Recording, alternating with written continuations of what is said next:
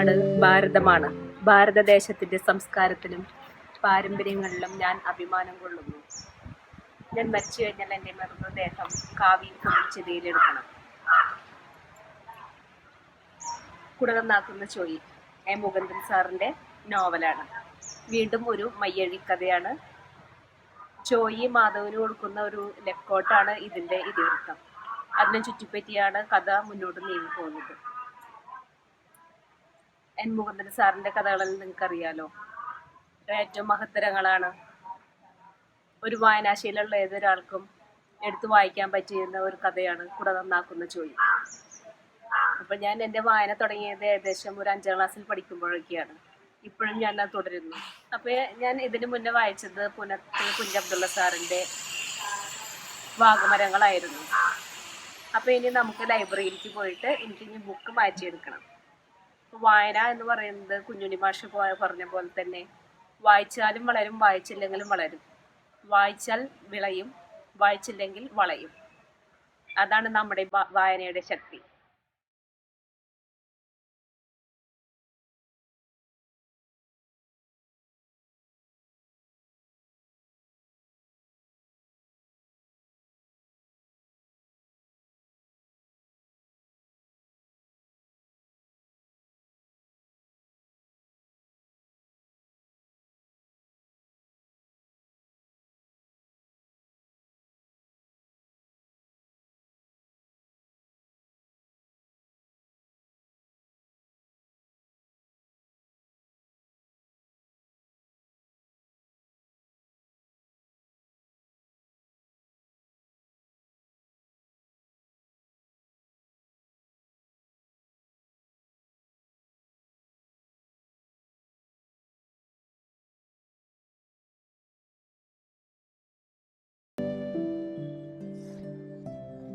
ഈ ബുക്സ് എല്ലാം എൻ്റെ ഹസ്ബൻഡിൻ്റെ കളക്ഷനാണ്.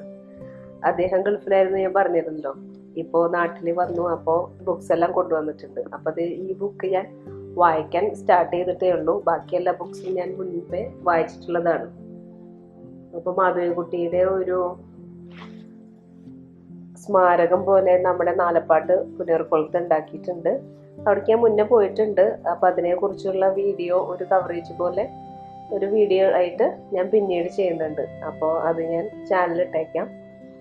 ഇപ്പോൾ വായന എന്ന് പറയുമ്പോൾ എല്ലാവർക്കും, ചിലപ്പോൾ ഈ ന്യൂജൻ പിള്ളേർക്കൊന്നും വായന എന്ന് പറയുന്നത് വളരെ കുറവാണ്. അപ്പോൾ എല്ലാവരും ഒന്ന് വായിക്കാനൊക്കെ ഒന്ന് ശ്രമിക്കുക. അങ്ങനെ വായനയുടെ ശക്തി നിങ്ങൾ തിരിച്ചറിയാം. എല്ലാവരും ചാനൽ കാണുക, ഷെയർ ചെയ്യുക, സബ്സ്ക്രൈബ് ചെയ്യുക.